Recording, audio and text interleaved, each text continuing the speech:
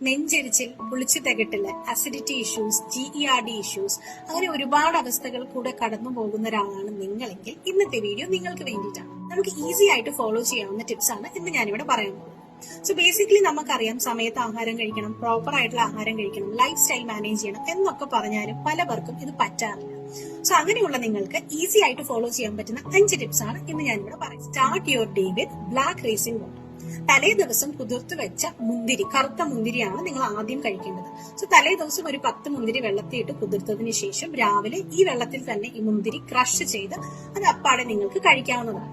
Skin health, hair health, body heat കുറയ്ക്കുവാനും detox ചെയ്യാനും ഒക്കെ ഇത് വളരെ ഹെൽപ്പ് എന്ന് പറയുന്നത് ധാന്യക ഹിമം അല്ലെങ്കിൽ ഇൻഫ്യൂസ്ഡ് കൊറിയാൻഡർ വാട്ടർ. നിങ്ങളുടെ ശരീരം തണുപ്പിക്കുവാനും അതേപോലെ തന്നെ ഹോർമോൺ ഫംഗ്ഷൻസ് വരേക്കും ഈസി ആക്കാനും ഇതിന് സഹായിക്കും. എങ്ങനെയാണ് ഇത് പ്രിപ്പയർ ചെയ്യുക എന്നുള്ളത് നിങ്ങൾക്ക് ക്യാപ്ഷൻസിൽ റീഡ് ചെയ്യാവുന്നതാണ്.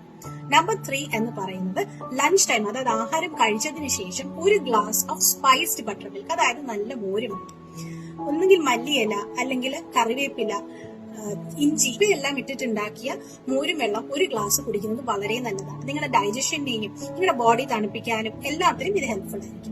ഇനി 4മത്തേത് എന്ന് പറയുന്നത് ടെൻഡർ കോക്കനട്ട് വാട്ടർ അല്ലെങ്കിൽ കരിക്കും വെള്ളം. നമുക്കറിയാം, ശരീരത്തിന്റെ പൊട്ടാഷ്യം ലെവൽസ് ഇംപ്രൂവ് ചെയ്യാനും ഒക്കെ ഇത് സഹായിക്കാറുണ്ട്. ശരീരത്തിനെ തണുപ്പിക്കുവാനും നോർമൽ ഫംഗ്ഷൻസിനും ഒക്കെയും ഇത് എഫക്റ്റീവ് ആണ്.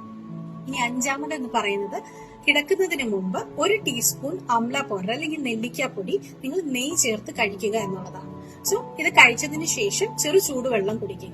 സോ ഈ 5 കാര്യങ്ങൾ തന്നെ ഫോളോ ചെയ്യുകയാണെങ്കിൽ നല്ല രീതിയിൽ തന്നെ നമുക്കൊരു റിസൾട്ട് ഫ്രം അസിഡിറ്റി അല്ലെങ്കിൽ ഹാർട്ട് ബേൺ ഇഷ്യൂസ്, നെഞ്ചരിച്ചിൽ, പുകച്ച് തികട്ടല്, ഈ ഇഷ്യൂസിൽ നിന്നൊക്കെ നല്ല കുറവുണ്ടാവും.